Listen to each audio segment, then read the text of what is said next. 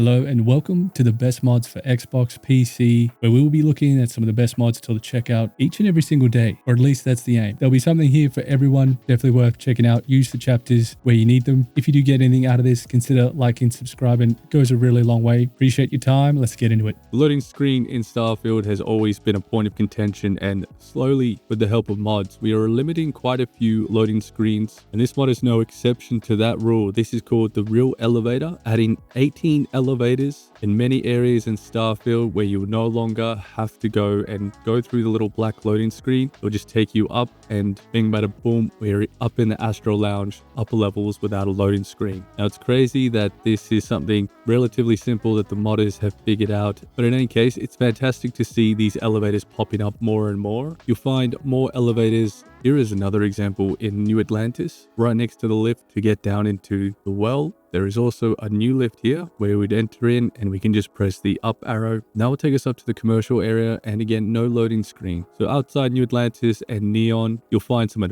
New Homestead, Commercial District, the House Varoon Embassy, and many more new elevators. And this fantastic elevator mod is done by Edgius Swing 23, the Real Elevators, and they're finally reducing those loading screens. Fantastic job. Let's keep moving. Here we have the cheat terminal by grr489. This is an excellent simple cheat mod with a terrific quote from Carl Sagan, the legends among legends. To activate, you would just go into your inventory and click on the cheat terminal portable, and upon exiting, you'll be greeted with this fantastic menu where we can configure our cheats and our experience, perks, game alterations. It's all here. So let's go starting with the experience. Here we can increase our level. Now do note, when you increase your level, you cannot decrease it. I don't think that functionality is even there with commands, so just be mindful of that. You can also give yourself a ton of experience. Let's add 5 levels. Let's give 100 levels, give 10,000 XP a couple times, and the levels are being added pretty much instantly upon clicking that. This is allowing you some console commands at a click of a button, really. Moving on to the perks and powers. Here we can add all the different traits, backgrounds. We can add all the different backgrounds in the skills. The skills menu didn't bring up anything for me, so just keep that in mind. Powers we can remove. If we've already got all the different powers, we can remove them. Otherwise, we'd be able to add all the different powers. We go into items. We can add any different melee weapon, add any different pistol, add all the different rifles and shotguns. We even have the option of getting all the different unique weapons just with a click of a button. Now in the cheats, we have all the infinite carry weight, free craft,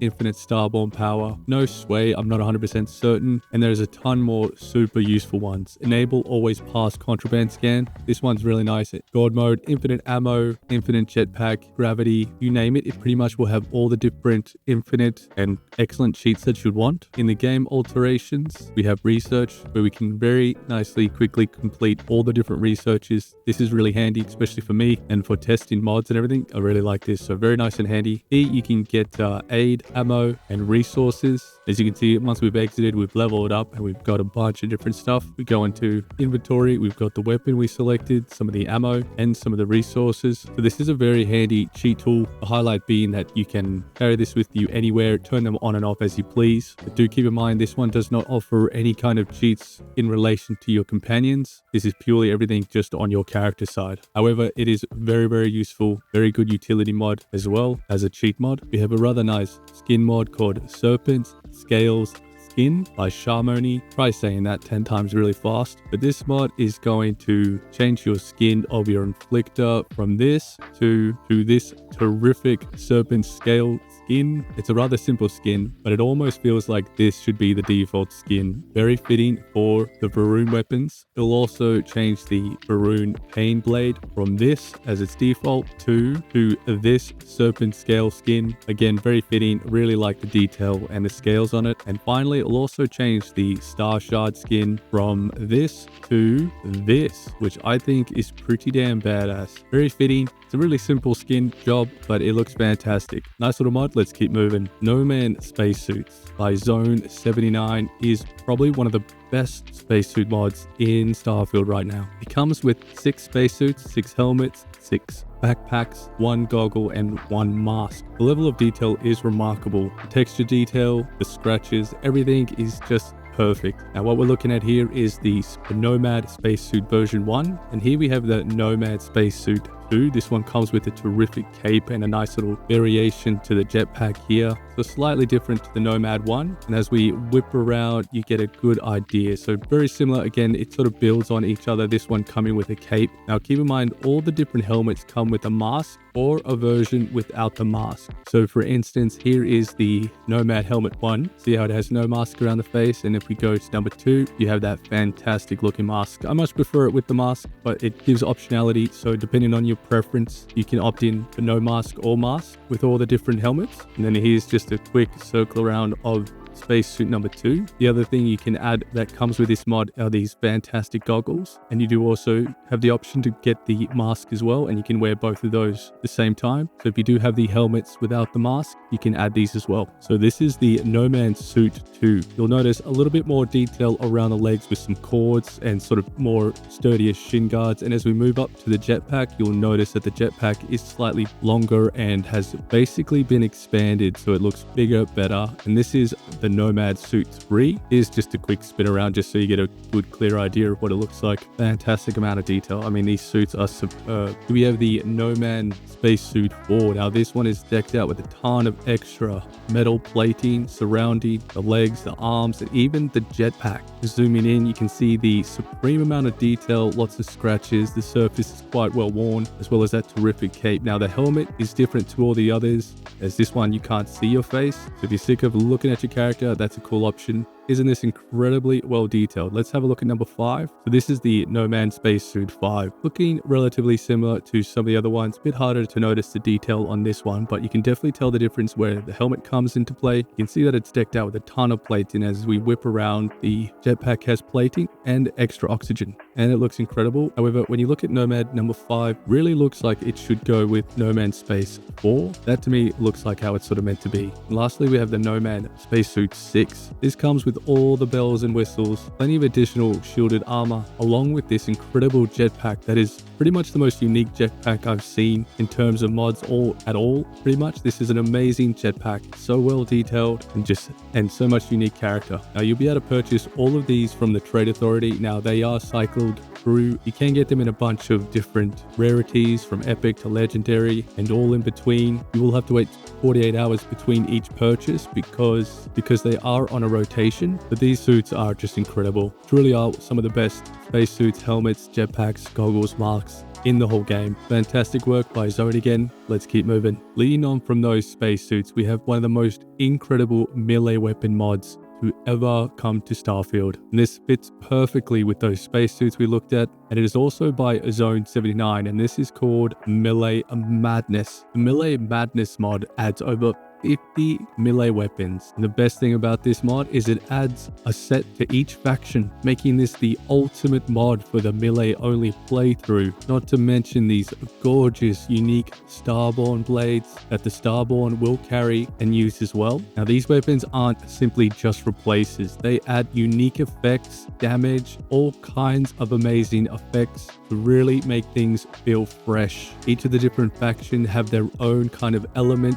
attached to the melee weapon sets. For example, all the electric melee weapons are associated with the ecliptic. And strangely enough, these electric weapons have kind of like a poisonous effect, but the idea here is that each weapon set will have its own kind of unique property related to that faction. Another example is the Spacers will use fire weapons, and they have some of the coolest effects. The good thing is the weapons are quite powerful. So as an example, each faction will be given 7 new melee weapons. For example, each faction will get a shiv, a baton. They'll also get a staff, dual blades, they'll get polearms, get a few different swords as well, but you're starting to get an idea. Each faction will now be walking around with a multitude of different melee weapons. Now do keep in mind they will be mixed in with the normal melee weapons. Some you'll see more frequent than others, but it's astounding that something like this wasn't implemented where you'd have unique melee weapons for each faction. Well, this mod does that. Look at the Crimson Fleet melee weapons. How incredible does this look? This fits right at home with everything Crimson. They have these cool glowing slasher knives and swords as well. Reaper, which is this crazy looking one. The other brilliant thing about this is that you'll be able to find and pick up all these melee weapons as random drops from all the enemies you encounter, from chests as well. So it really implements these as if they are just like the other melee weapons. So for instance, here we have a crimson cutter we can pick up. A crimson cutter. The good thing is, since you can find and pick these up in the wild, you'll be able to find so many different variations and legendaries, as well as being able to purchase some of these various weapons. Some of the weapons you will have to go to the respective faction to loot them. For instance, the Starborn melee weapons, you're only going to find them on the Starborn, which will require